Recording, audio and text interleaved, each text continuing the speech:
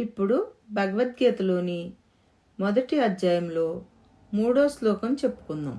పశ్యైతాం పాండుపుత్రాణం ఆచార్య మహతీం చమూం యూఢాం ద్రుపదపుత్రేణ తవ శిష్యేణ ధీమతా.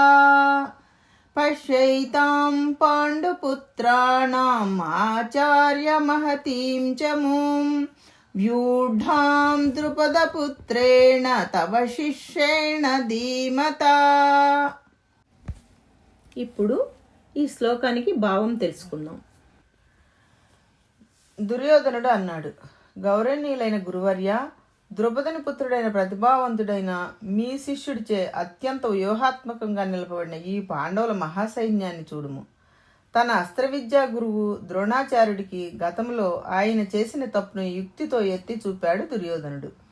ద్రోణాచార్యుడికి గతంలో ద్రుపద మహారాజుతో రాజకీయ వైరం ఉండేది.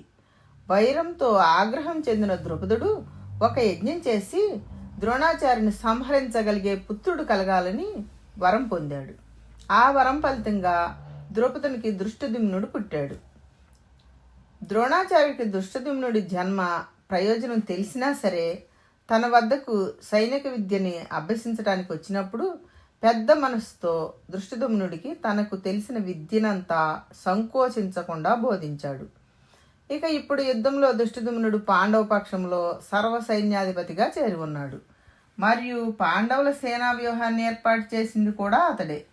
ఆయన ద్రోణుడు గతంలో చూపిన కనికరమే ప్రస్తుత సంకట స్థితికి కారణమైందని తన గురువు గారికి సూచిస్తూ ఇకనైనా ద్రోణాచార్యుడు ఇంకా మరింత కనికరం చూపించకుండా పాండవులతో యుద్ధం చేయాలని సూచిస్తున్నాడు దుర్యోధనుడు. ఇది ఈ శ్లోకంలోని భావం.